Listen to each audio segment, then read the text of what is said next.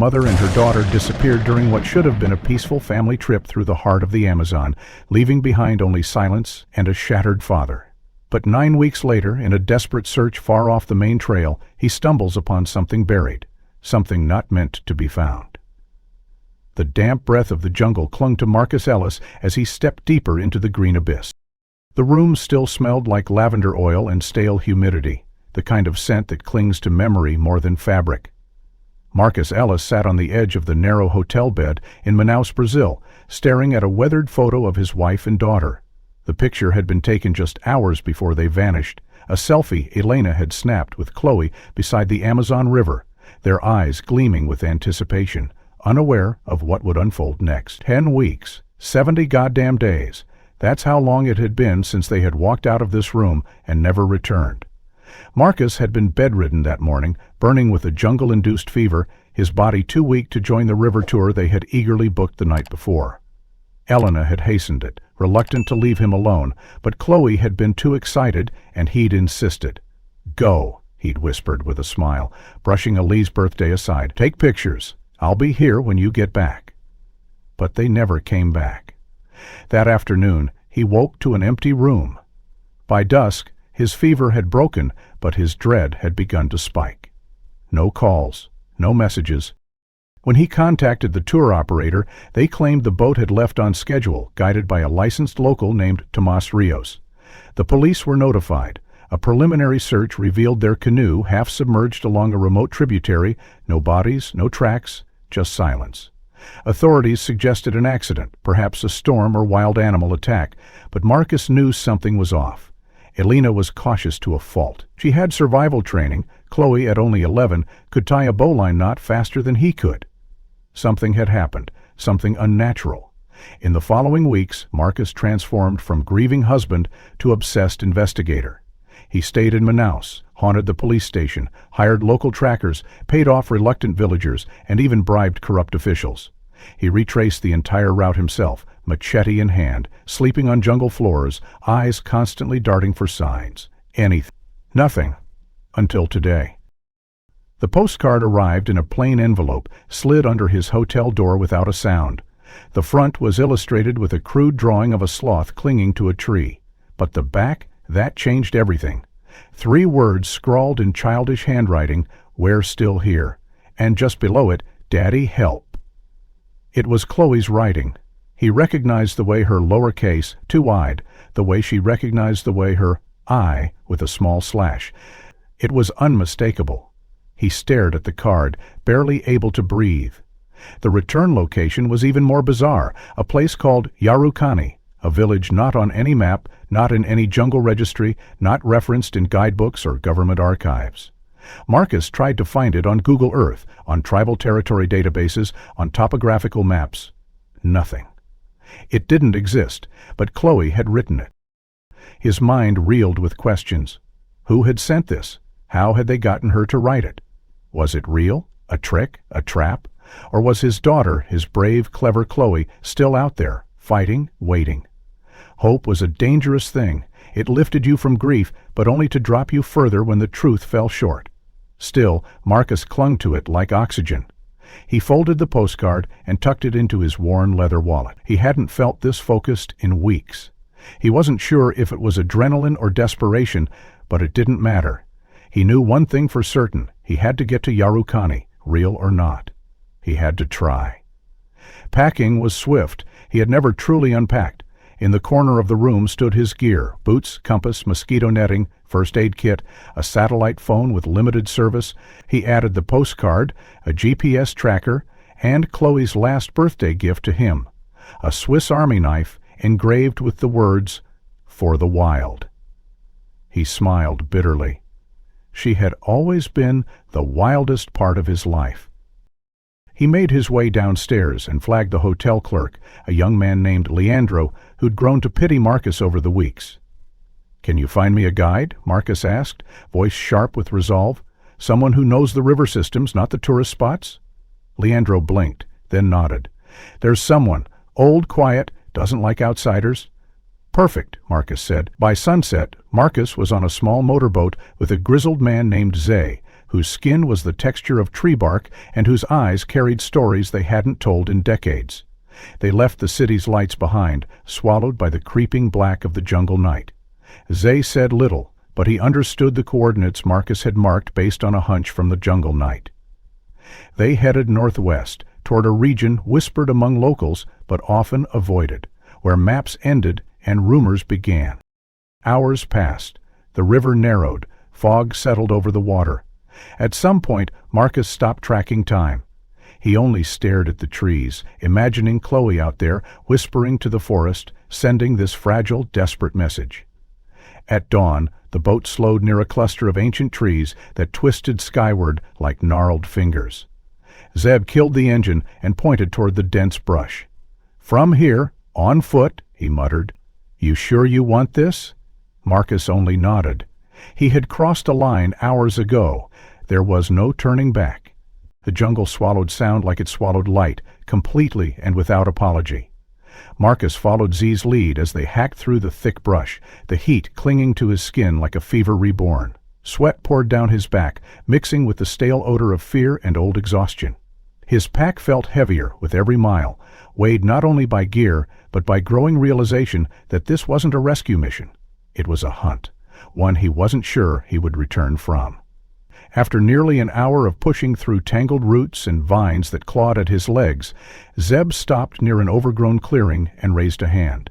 Marcus paused, catching his breath as the older man knelt beside something half buried in the soil. At first glance, it looked like a tattered cloth caught beneath a layer of moss and decay. Zeb brushed the dirt aside and muttered something in Portuguese before stepping back, letting Marcus approach. Marcus crouched and gently lifted the fabric. His stomach clenched. It was a handkerchief. But not just any handkerchief, his, hand-stitched by Alina years ago with his initials, E.M., in her small, neat embroidery. He turned it over in his hand. The threads were fraying, the fabric stained, and along the edge, smeared into the white linen, was a faint trace of something brownish-red. Dried blood. It had been buried deliberately, hidden where no one should have found it, especially not here, a full mile off the official river tour that too often around calling, "If a sky drop in heaven." "This doesn't make sense," Marcus murmured, more to himself than to Z. Alina always kept this in her bag, tucked in a side pocket. She never misplaced them, which meant someone had taken it here, and someone had hoped it would never be found. He pocketed the cloth carefully, scanning the surrounding brush. The trees loomed dense, the undergrowth tight, but something in the stillness pulled at him. It wasn't just the eerie quiet, it was the sense of being observed. Zed said nothing, but his eyes darted into the forest like a man who felt the same thing but knew better than to voice it.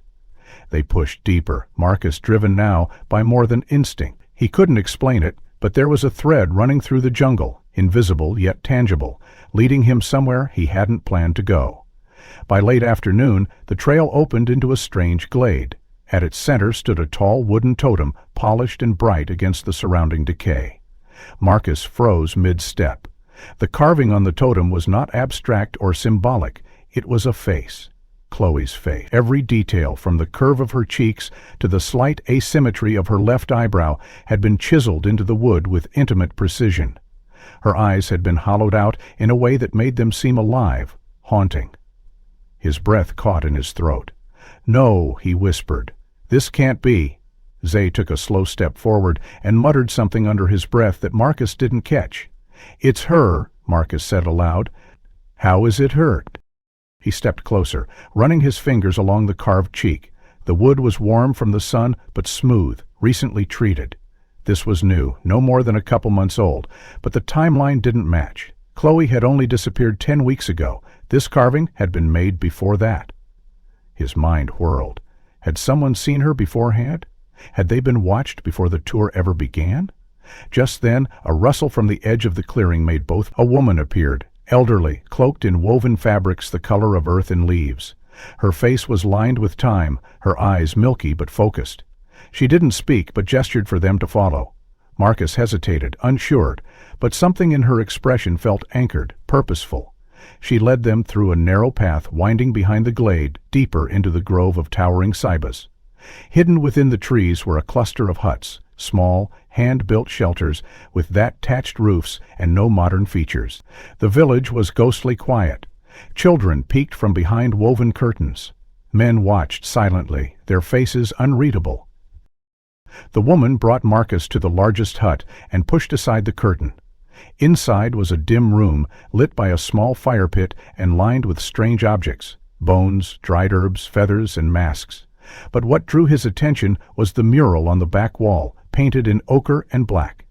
It depicted a young girl standing between two jaguars, arms raised to the sky. The girl's face was unmistakable. It was Chloe again. The old woman began to chant, low and rhythmic, and from the shadows another elder entered, a man this time, carrying a bundle wrapped in palm fibers. He handed it to Marcus with reverence. Inside was a necklace made of carved bone and vine, with a single jaguar tooth dangling from the center. Attached was something else, something that did not belong here. A folded sheet of hotel stationery from Manaus, marked with faint creases and a smear of jungle mud. Marcus unfolded it.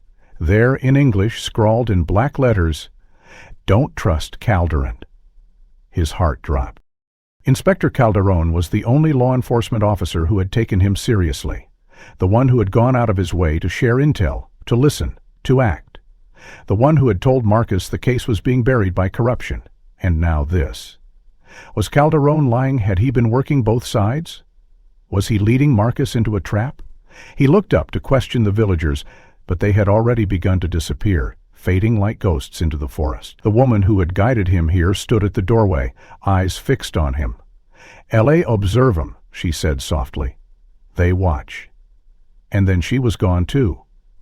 Marcus stepped back into the clearing, the necklace clutched in his hand, the hotel paper crackling in his pocket. The light was dimmer now, the jungle darker.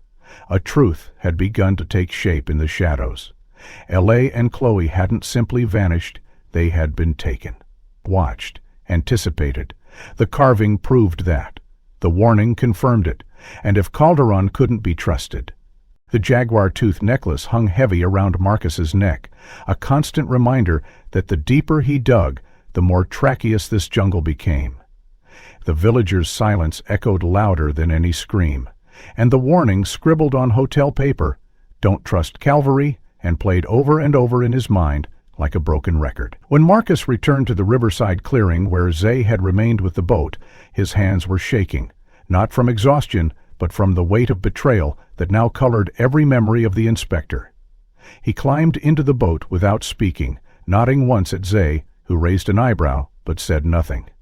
They pushed off silently, motor humming as they drifted back into the web of waterways that snaked through the Amazon like veins of secrecy and danger. Night fell fast in the jungle, swallowing color and clarity.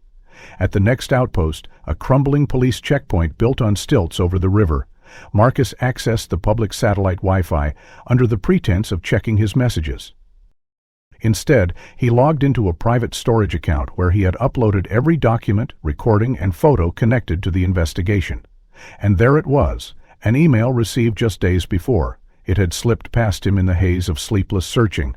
The message had no sender, no subject, and contained only one attachment, a video file titled Evidence PM14. Part 2.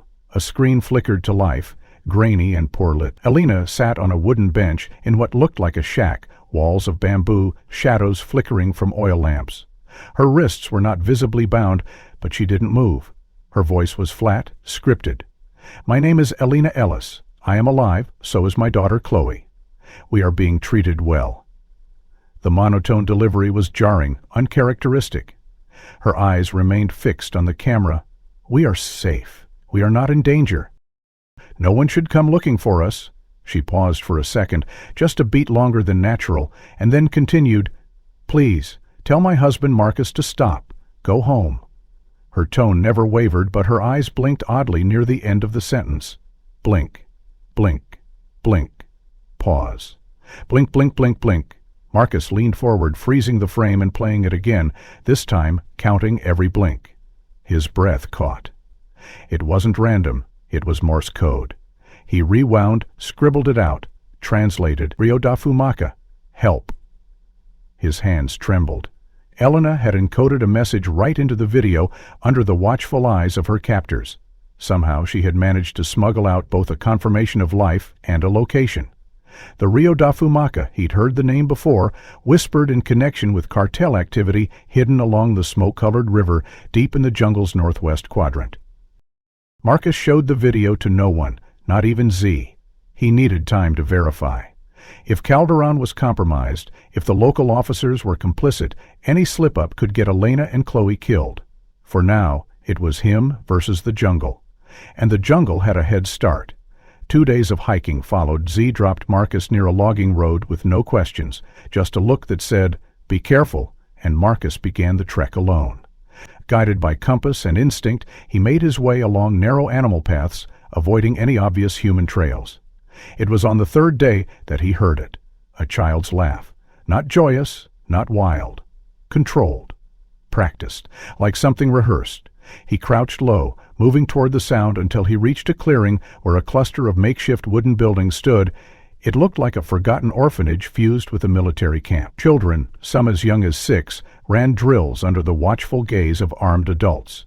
One girl stood out, not because she disobeyed, but because she moved with precision that exceeded the others. She climbed faster, aimed straighter. Her hair was darker now, cut shorter, but Marcus would have known her anywhere. Chilri, his daughter, alive, not just alive, being trained. He watched in horrified silence as she completed an obstacle course, her expression unreadable, her motions robotic. A woman with a cigarette hanging from her lip barked orders in rapid Portuguese, and Chloe responded without flinching. This was no school, it was indoctrination. A man stepped beside the instructor, a heavy-set figure with mirrored sunglasses and a silver revolver. He leaned down to Chloe, said something, and ruffled her hair. She didn't smile. She didn't look up, just nodded. Marcus's heart pounded. He needed to get closer, to find out how long she'd been here, how she had survived. More importantly, who these people were and what they planned to do with her. That night he watched from the shadows as the camp quieted. Lights dimmed, guards rotated shifts. Children were herded into a single long hut and locked inside. Chloe was among them. He waited another hour, then crept toward the hut's far side, where a small slit in the wall let light flicker through. He peered in. The children slept in hammocks or on thin mats. Chloe lay curled, arms around her knees, her eyes open and reflecting moonlight. Marcus reached for his pocket and withdrew a small mirror. It had been Elena's, part of a compact she always carried. He angled it and caught a sliver of moonlight, bouncing it through the slit. Flash, flash, flash, pause. He repeated the pattern. Morse for Dad. Chloe didn't move for several seconds. Then her head turned, ever so slightly. Her eyes widened. She reached toward her ankle and pulled something from her sock, a sliver of metal, no longer than a paperclip. She held it to the light and returned the message. Safe. Watching. Wait. Marcus's throat tightened. She was sending messages. She was surviving. Not broken. Not lost. Still, Chloe. Before he could flash another response, voices rose nearby. Footsteps crunched the ground.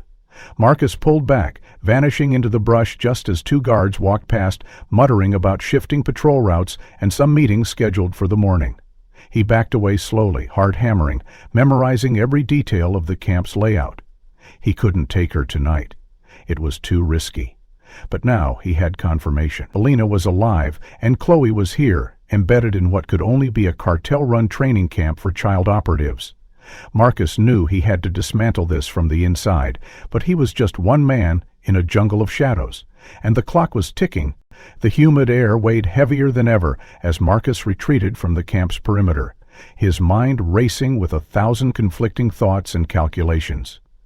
He had seen Chloe, confirmed her existence, her presence, her unbroken spirit, but he couldn't touch her, not yet. If he acted too soon, they'd disappear with her, or worse. He moved through the underbrush, following the faintest deer trail back toward the rendezvous point where he had stashed his gear and, more importantly, the satellite comms device he had reconfigured for signal encryption. Once there, he crouched beside the equipment and tapped in a code that opened a secure channel not linked to any local servers. He uploaded the captured images of the camp, marked the GPS coordinates, and hesitated for a moment before typing one more word into the message box. Tomas? It was a long shot, a desperate attempt. The last official report had listed Tomas Rios, their tour guide, as drowned. His ID badge had been found downstream weeks after the disappearances. But Marcus never believed it. Something about the man had seemed too resourceful, too agile to be swept away so easily. He remembered Tomas's confidence during the safety briefing, the way he had checked the gear, looked over his shoulder when no one was watching. He wasn't just a guide, he had been observing, controlling, watching something else entirely. Hours passed. Marcus tried not to watch the screen obsessively, but when it blinked back to life at midnight, a message flashed in green. You shouldn't be here. The sender field was encrypted, but the alias was unmistakable. Marcus replied instantly. I need your help. Chloe is alive. I saw her. The cursor blinked. Then, I know. I've been protecting her. Marcus froze. Where are you? He typed. Not far. North Ridge above the old pipeline. 2 hours hike. Marcus didn't hesitate. He packed light, taking only what he needed, and headed toward the ridge, heart hammering, not from fear this time, but from the prospect that someone inside this madness might still be playing for the right side. The climb was brutal, the incline slick with moss and mist, but Marcus pressed on. Near dawn, he reached a clearing at the ridge's crest, where an old rusted pipe ran along the ground, half swallowed by vines. A figure stepped out from the shadow of a twisted ceiba tree. Dressed in jungle camo, bearded and lean, but unmistakably Tomas. Marcus froze. You're supposed to be dead, he whispered. Tomas gave a dry smile. That's the idea. For a moment, they simply stared at each other, the weight of too many questions crashing between them. Marcus demanded, Why fake your death? Tomas motioned for silence and led him behind a boulder into a dugout shelter camouflaged by brush. Inside, maps lined the walls, hand-drawn diagrams of buildings, guard rotations, and supply drops. I used to work for them, Tomas said quietly. Cartel logistics. I got in too deep, too dirty. When I tried to walk away, they gave me a choice. Die for real, or work from the inside as a ghost. He handed Marcus a file folder, its cover marked only with one word. Ellis. Marcus opened it to find photos, not just of Chloe and Elena in the jungle, but Elena shopping in Bogota, Chloe in school, candid shots taken from across the street. Some dated back years. What is this? Marcus asked, voice brittle. They've been watching your family since before this trip? Tomas nodded grimly. Elena isn't just a random tourist. She was on their radar 5 years ago. She was at a medical conference in Panama. She gave a presentation about unregulated pharmaceutical testing in border towns. She didn't know it, but one of the cartel's shell companies was running trials in those very clinics. They marked her then. We didn't anyone tell us, Marcus whispered, feeling like the ground had shifted beneath him. Because they erased the trail, Tomas said. But Calderon knew. He's had that file longer than anyone. The name hit Marcus like a slap. Calderon, the man he had trusted, the only authority figure who seemed to genuinely care, Tomas continued. He's been playing both sides, feeding you just enough to keep you moving but always in the direction they want. He was supposed to make sure you backed off after the video from Elena. Marcus clenched his fists. I knew something was wrong. It gets worse, Tomas said, pulling out a USB stick. This has audio from their last deal. They're planning to move the children in 2 days. Chloe's part of a project. Marcus didn't ask what that meant. He didn't need to.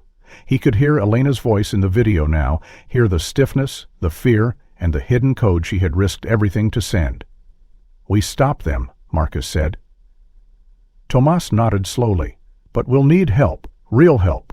Who do you trust? Not many, Tomas admitted, but there's a woman in Novo Paraiso. If anyone can move quietly through this jungle and get you inside, it's her.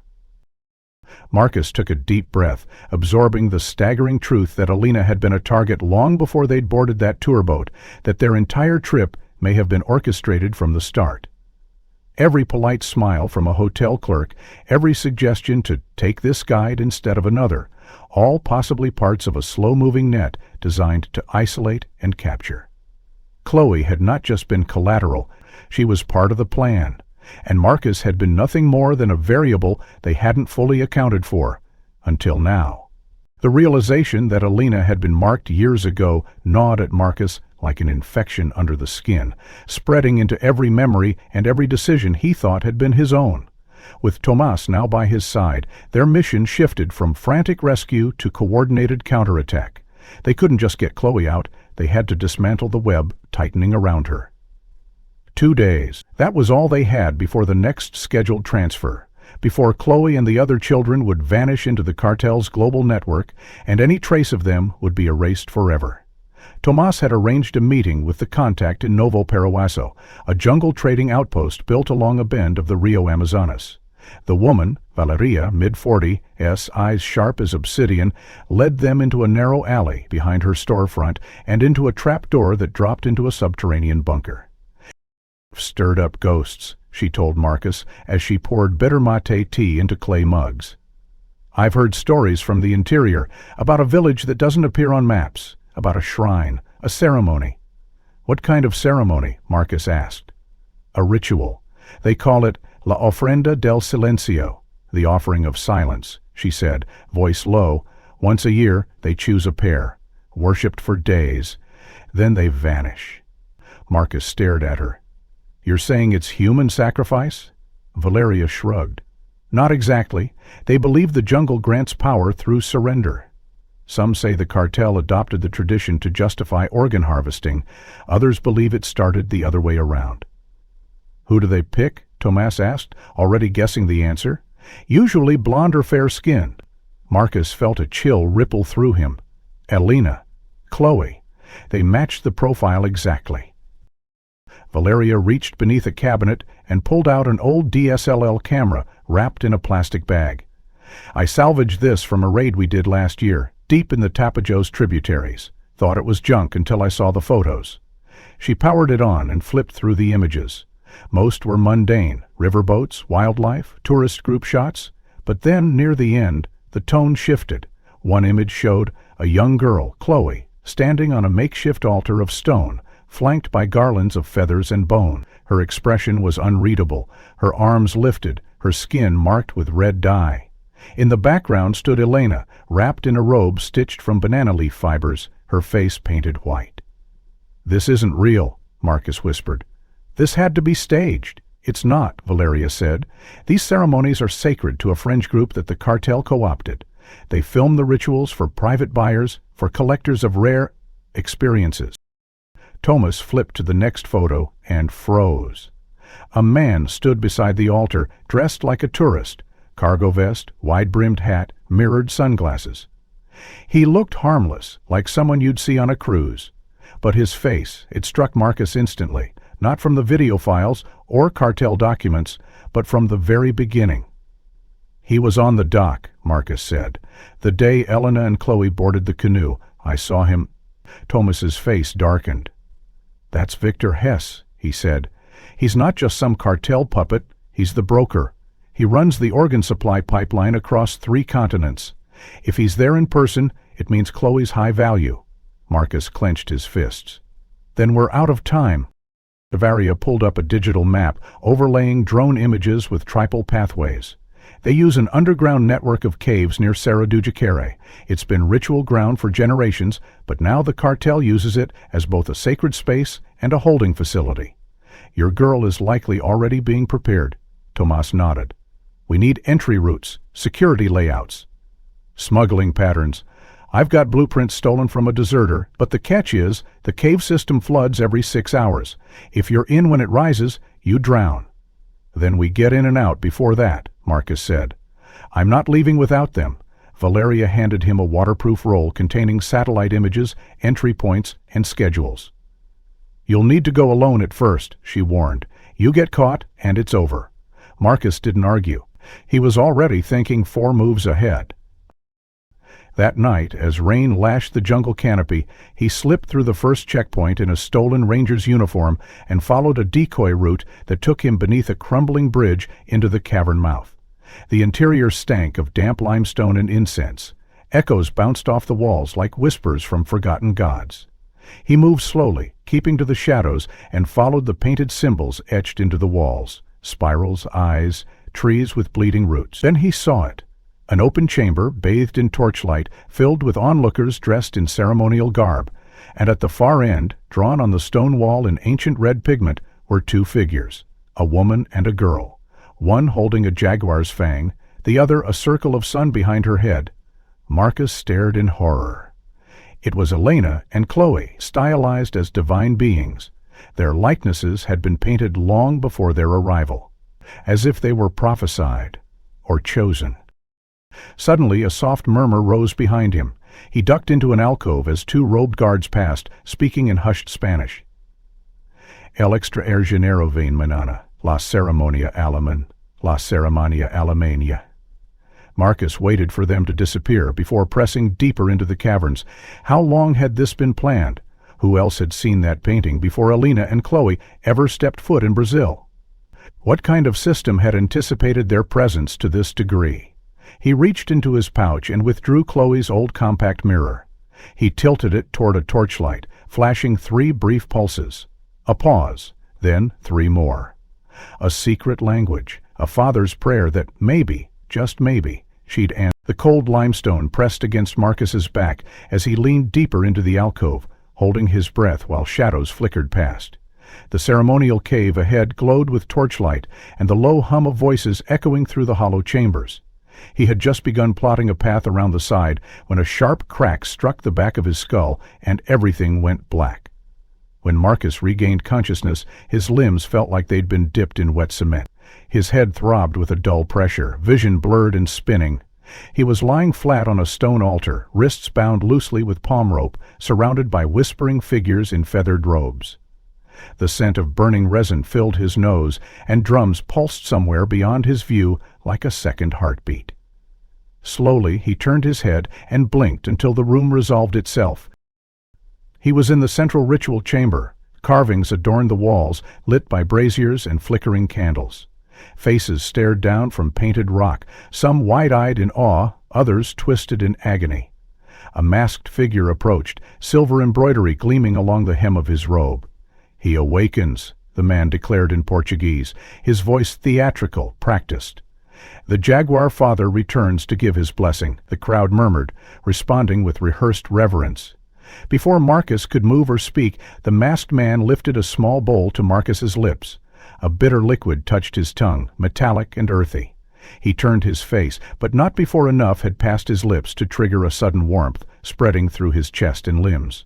Whatever it was, it worked fast. His muscles softened, his thoughts slowed, and the room blurred once again. But before unconsciousness took him completely, he heard it, faint, melodic, cutting through the haze like a thread of light through fog. A child's voice, singing, no, humming. The tune was familiar, ancient to him, tied to kitchen mornings and bedtime stories.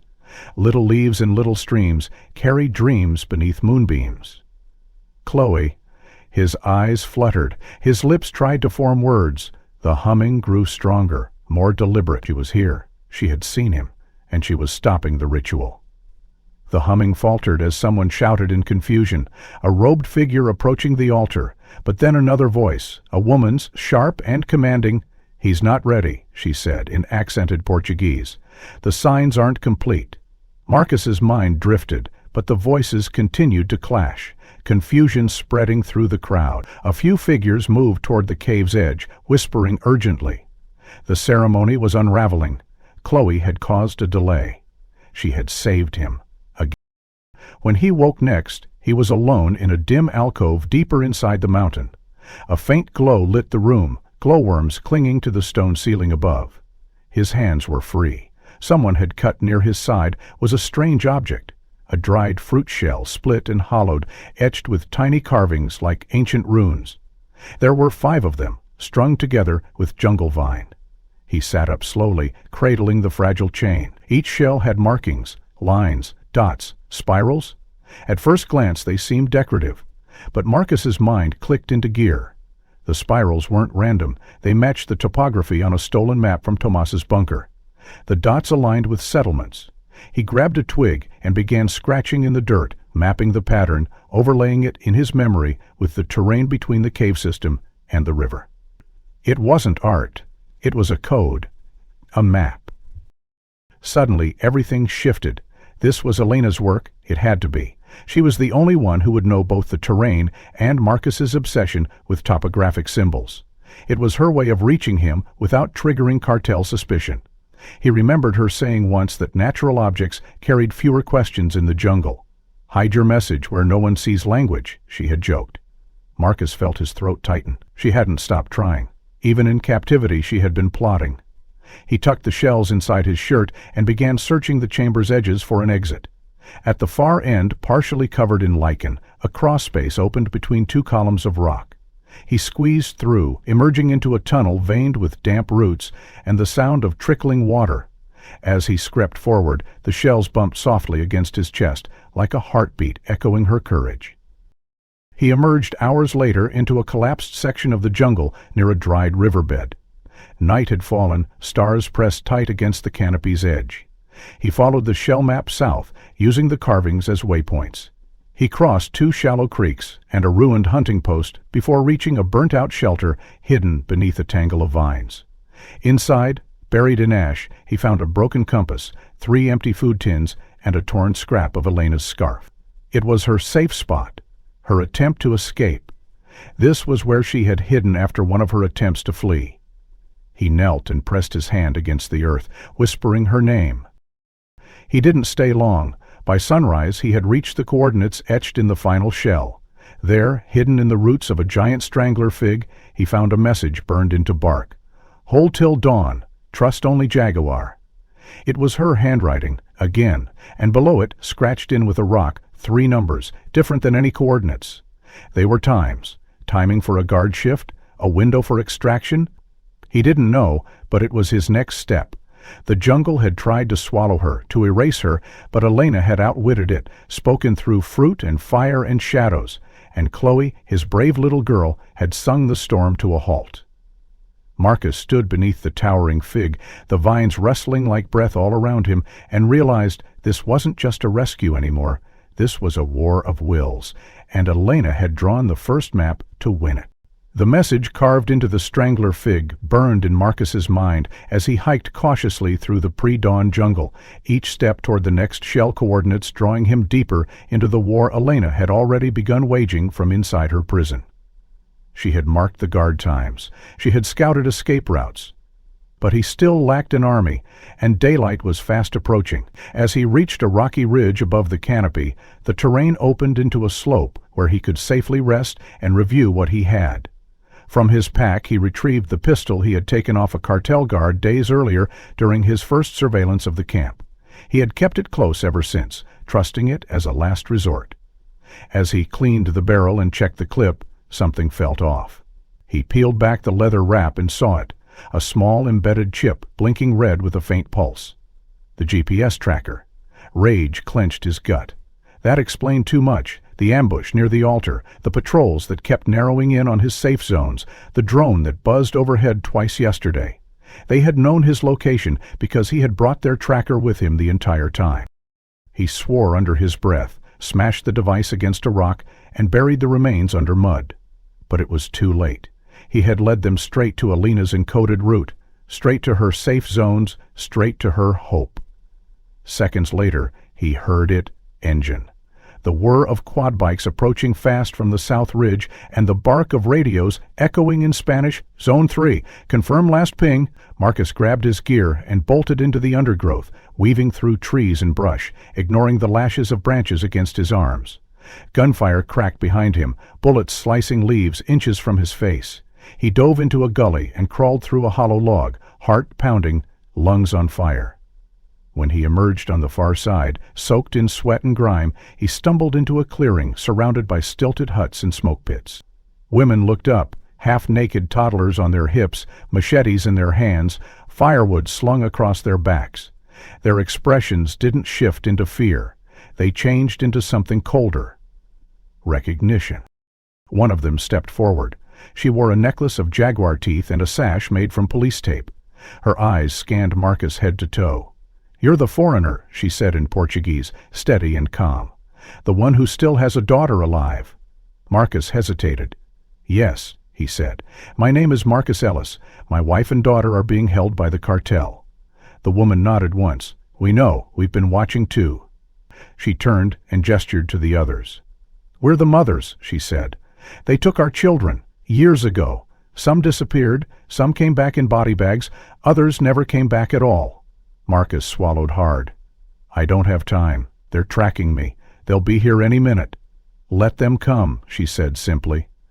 "They come before, but this time they'll bleed." As if summoned by fate, a drone buzzed overhead, scanning the treetops. The women moved with eerie coordination. Nets rose from the undergrowth. Spears were unwrapped from bundles of plantain leaves. One woman pulled a blowgun from her waistband and disappeared into the brush. "We don't fight with guns," the leader said. "Guns are loud, guns betray. We use the jungle." Marcus couldn't believe what he was seeing. These were not just survivors, they were a militia, a guerrilla force born from grief and sustained by vengeance. "You're going to help me?" he asked. "Why now?" "Because your daughter is still alive," she answered, "and that means there's still something left to win." She handed him a makeshift map drawn in charcoal on banana leaf. "This is a new trail, one they don't know. It will take you to the backside of the ceremonial caves. There's a ravine only passable during dry season. You'll find it open today." She paused, then added, "We'll cause noise from the other side, a distraction, enough to get you inside, but once you're in, you're alone again." Marcus nodded, feeling something new rise in his chest, not just hope, but solidarity. These women had nothing left to lose, and yet they were choosing to fight, for him, for Chloe. Before they moved out, another woman, older, nearly 70, approached him with a bundle wrapped in canvas. Inside was a crude but functional crossbow made of polished wood and animal sinew. "No bullets," she said. "But it doesn't jam. And it doesn't tell on you." Marcus accepted it with a quiet nod. He looked around the clearing one more time, memorizing the faces, each one carved by loss, each one alive with fire. Then he followed the map. The new trail was grueling, angled and narrow, but it wound beneath the detection zone of the cartel's drones. Marcus crept along it for hours, pausing only when birds scattered unnaturally, an indication that someone or something larger was approaching. Each step took him closer to the ravine, the location marked on Alina's final fruit shell coordinate. When he reached the edge, he stopped in awe.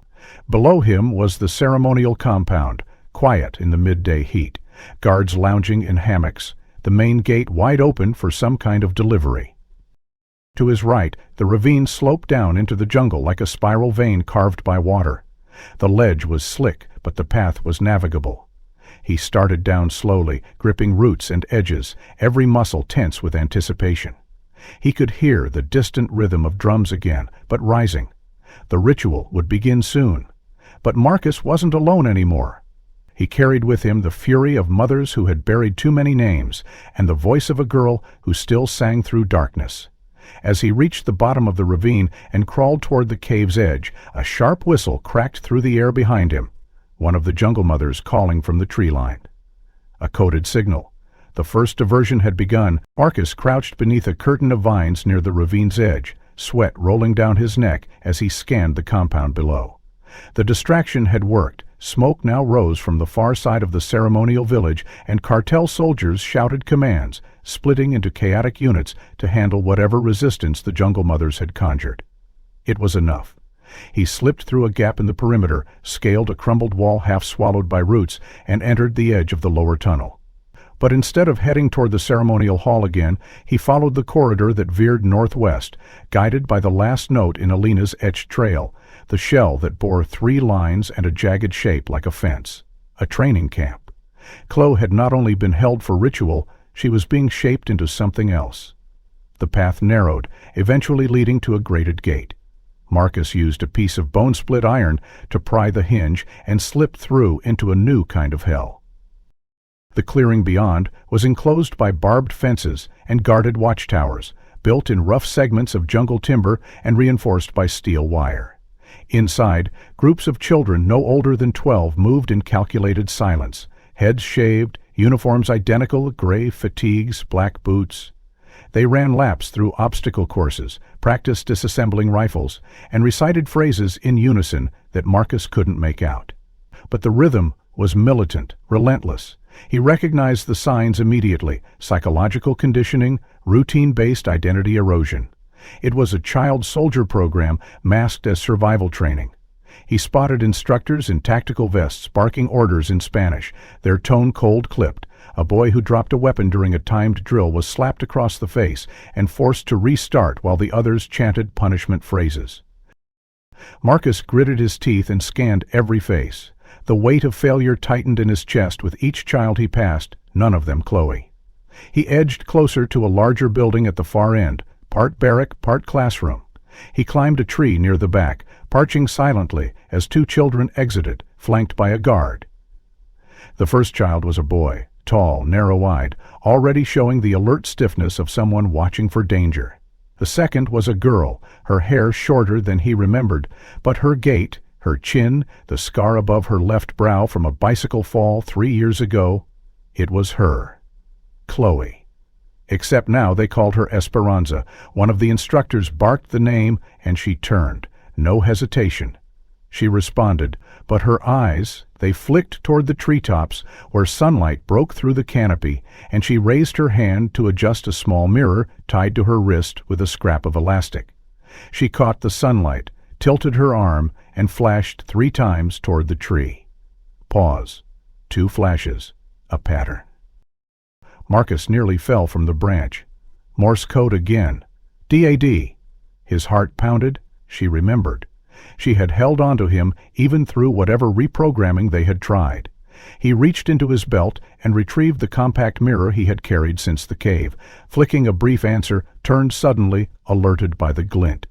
Glared at it, clamoring to come to table at her side. A signal. She'd seen him. She knew he was here. The guard muttered something and returned to watching the perimeter. For the next hour, Marcus remained hidden, observing the patterns, the meal times, the patrol shifts, the instructor rotations. It was systematic, designed like a machine, and Chloe was in the center of the mechanism, but her mind was intact. She hadn't forgotten. He saw her hand twitch rhythmically at her side whenever they paused, repeating that same 3-flash signal in subtle loops with the mirror when no one was looking. She was calling out, every day, every chance she had. At dusk, the children were herded into their sleeping quarters, metal containers repurposed into dormitories lined with straw mats and wall hooks. Marcus crept closer, slipping past a distracted guard, distracted by radio static. He ducked under a stack of crates and moved behind the barracks' north wall, where a broken ventilation screen let him peer inside. Chloe sat in the corner, legs crossed, etching something onto a wooden plank with the corner of a snapped spoon. He couldn't make out the symbols, but they looked like tree roots, patterns that mimicked the shellcode Alina had left. She was carrying the same torch. She had her own map. Suddenly, a child nearby cried out during sleep, thrashing, and the instructors entered with a flashlight and a thin rubber hose. Marcus turned away as the cries were stifled. The trauma here wasn't just physical, it was surgical. Personality dissection, identity erasure. And yet, Chloe resisted. She hadn't let go. Not yet.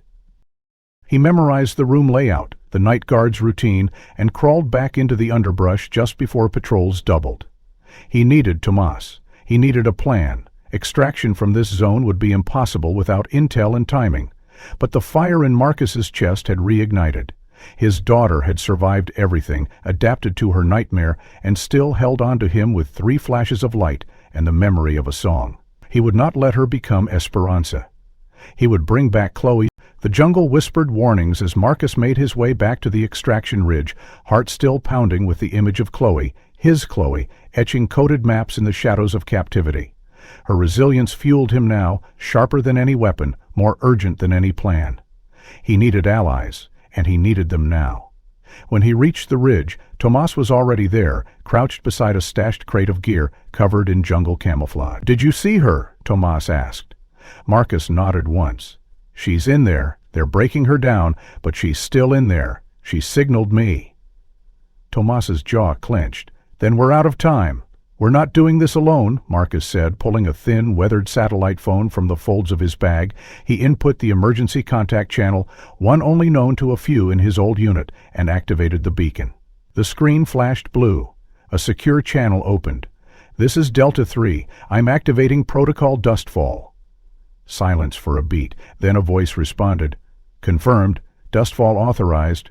Reconnecting assets. Who's your local command?" Marcus paused before replying.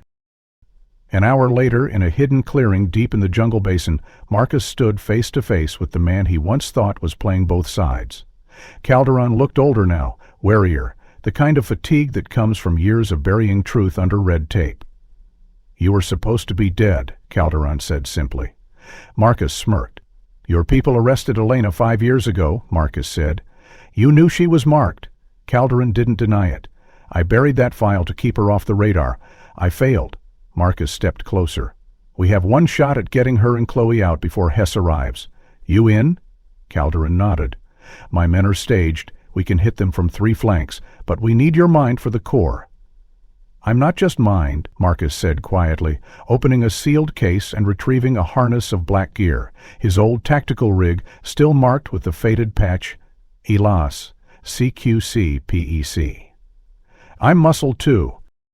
At midnight, the jungle erupted into movement. 3 strike teams slithered through the vines, black-clad and silent, communicating only by haptic signals and infrared pings. Marcus led Unit 2, his path taking him through the north perimeter of the child training facility. He carried only the essentials, a suppressed pistol, a carbon blade, and the crossbow the jungle mothers had gifted him, now retrofitted with a sighting rig. As they moved through the shadows, he relayed a single phrase to Calderon's comms. "Confirm hold on, Hess?" Calderon's voice came through tight and clipped. "Plane. Confirmed. Plane arrives in 28 minutes. Package is in staging room." The package meant Chloe and Elena. Marcus signaled halt and peered through night vision goggles toward the main building. Metallic glints, movement near the guard post, and a truck with cage sides idling under floodlights. They were preparing for transfer. He made the call. "Go!" Gunfire erupted from the south and west flanks as Calderon's teams engaged outer patrols. Alarms blared. Marcus broke into a sprint, his team fanning behind him. He moved like liquid shadow, fluid, lethal. At the base of the dormitory, he scaled the wall, using embedded rebar handholds, took out the sniper with a silent blade stroke to the throat, and signaled his unit to breach. Side, chaos exploded. Cartel guards fired blindly, some high on adrenaline or worse. Marcus ducked and rolled, taking 2 out with quick double taps, then launched a flash slash down the hallway. As screams rang out, he moved through the smoke, blade in hand. In close quarters, it was his domain. One man lunged, sidestepped, disarmed him, and dropped him with a palm strike to the trachea. Another drew a knife. Marcus slammed him against the wall, elbow to ribs, twist, break. Every motion was clean, rehearsed, instinctual. It had been years since he wore this skin, but it still fit. He found the room marked "Holding," kicked the door off its hinges, and there Elena, cuffed to a chair, bruised but defiant. Chloe sat beside her, restrained but alert, eyes wide as she saw him. "Elena," he called. "We're leaving." "Marcus?" Her voice cracked. "It's real," he said, cutting her restraints. Chloe stared. "Stunned. Dad, I got you, baby," he said, untying her and pulling her close. "We're going home. Gunfire erupted just outside. We need to move now." He handed Elena a backup weapon and passed Chloe a bundle, her compact mirror now retrofitted with a location beacon. "Stay behind me," he said. They moved fast, weaving through debris and smoke. At the compound center, Hess had emerged, calm, smug, flanked by 2 armed men and the pilot of the extraction plane. "Get them on the truck," Hess shouted, unaware that half his men were already down. But Marcus saw him, and Hess saw Marcus. "You," Hess snarled. "No," Marcus said. "I'm the recognition." He surged forward, grabbing a rifle from a downed enemy, and fired a suppressive arc, forcing Hess's guards to scatter. Calderon's final team breached the main gate. Grenades flew. Chloe ducked behind her mother, who fired cleanly, taking out a second guard with practiced precision. The battlefield collapsed into seconds. Marcus threw himself into a sprint, tackling Hesse to the ground before the man could board the plane. They wrestled. Hess reached for a blade, but Marcus was faster. He slammed a knee into Hess's chest, locked his arm, twisted until bone cracked, then brought the butt of his rifle down across Hess's jaw. "This is for my daughter," he whispered. Hess went limp. Sirens blared. A flare lit the sky. The plane's pilot fled, surrendering under gunpoint. Chloe clung to Elena as Marcus regrouped with Calderon and the remaining strike team. "Extraction's late," Calderon reported. "We'll need another 5 minutes." "We've got 3, Marcus said. As the extraction choppers sliced through the smoke-choked air above the compound, floodlights casting fractured beams over the scorched earth, Marcus held Chloe close to his chest, while Elena clung to his side, her grip so tight it felt like it might never release. And that was exactly how he wanted it. The night was lit not by stars but by fire, way and debris, flares tossed by Calderon's men, the final flare of a war waged in the shadows, finally dragging its monsters into the light. Victor Hess lay restrained beside the landing zone, blood matting his hair, wrists cuffed behind his back with the zip ties Calderon personally cinched as he read the man his charges in slow, unforgiving Spanish. Trafficking? Murder? Conspiracy? Corruption? Hesses didn't struggle. He knew the game was over. Calderon stood tall beside the arrested cartel boss, but when he turned and looked toward Marcus, his face cracked with something that could almost be called relief, if only for a second, before he nodded and turned away, already organizing the next perimeter sweep. The helicopter touched down with a mechanical screech, wind buffeting Marcus's face as soldiers rushed forward to help load the wounded and extract the survivors. Chloe was trembling now, the adrenaline fading, replaced by the tidal wave of reality crashing over her. Elena knelt beside her, wrapping both arms around the girl's narrow shoulders as Chloe buried her face in her mother's neck. Then, softly, brokenly, Chloe whispered, "Mom, I still remember your song." Elena's breath caught. She pulled back just enough to meet her daughter's eyes, and with a voice raw from screaming and silence alike, she sang the lullaby, the same lullaby Chloe had once hummed in the heart of that ceremony, the same lullaby that had delayed the ritual long enough for Marcus to survive. "Little leaves, in little streams," Elena began, voice shaking, catching moonbeams, and then she broke, sobbing into her mother's arms. Marcus stood beside them, silent, unable to speak, because he too would crumble. He placed a hand on both their backs, grounding them, anchoring them to a world that no longer needed to be feared. Hours later, as the first rays of morning bled over the Amazon canopy, the helicopter lifted into the sky, carrying the 3 of them out of the jungle's grasp once and for all. Below, Calderon's forces secured the remnants of the compound, rescued the remaining children, and began transporting files, evidence, and cartel personnel into custody. The jungle, once complicit in silence, now echoed with the hum of justice. As the chopper banked toward the city, Chloe sat between her parents, Elena's hand tangled in her daughter's hair, Marcus's arm a protective shield around them both. They didn't speak for most of the flight. There was too much to say, too much that couldn't yet be spoken aloud. They had survived the impossible, but survival didn't come with a manual. By the time they landed in Manaus, a full medical team was waiting. Paramedics checked vital signs, administered IVs, logged injuries. Elena had burns on her hands, likely chemical. Chloe showed signs of malnutrition and psychological shock. Marcus bore bruises, a fractured rib, and several lacerations, but he refused attention until his family was cleared. Then, and only then, did he allow himself to be led into the medical unit. The flight back to the U.S. was quiet, hushed by exhaustion and the sterile hush of an air ambulance. They landed on a gray tarmac just past dawn, wheeled straight into a secure hospital wing where doctors worked gently and efficiently. They were safe now. Safe, but forever altered. 2 days later, in a sunlit recovery room at St. Catherine's Memorial Hospital in Virginia, the 3 of them sat side by side. Chloe, wrapped in a soft hoodie with a stuffed koala tucked under one arm, leaned against her mother, who was slowly regaining color and strength. Marcus sat on Elena's other side, hand in hers, thumb tracing gentle lines across her knuckles. No monitors beeped, no alarms blared, only the sound of birds outside the window and the hum of life beyond the trauma room. A nurse entered, checked vitals, smiled softly, and left. They were alone again. For the first time in months, maybe even years, there was silence that didn't carry threat. Silence that felt like peace. Marcus looked at them both, eyes red but steady. He took a deep breath and whispered, "We're home now. No one can ever tear us apart again." Elena turned to him slowly, eyes brimming but clear, and nodded. Chloe reached out, grabbed both their hands, and squeezed. They didn't speak again for a while. They didn't need to. Outside, the sun shone against the hospital's brick walls. Birds soared in wide arcs, and somewhere not far away, the wheels of justice continued to turn. The compound was dismantled. The children were receiving care. The mothers in the jungle had returned to their villages, now with supplies, security, and their names finally recorded in the books of the living.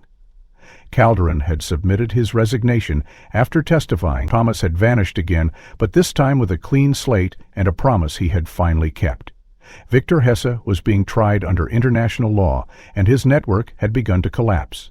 But for Marcus, Elena, and Chloe, none of it mattered more than the warmth of a hand, the breath of a lullaby, and the knowledge that even in the deepest part of the Amazon's shadow, love had survived. And now, under sterile hospital lights, love had returned home. If this story moved you, don't forget to like and subscribe so you won't miss the next one. What part of this journey left the biggest impression on you? And where in the world are you watching from? Let me know in the comments. I read every one.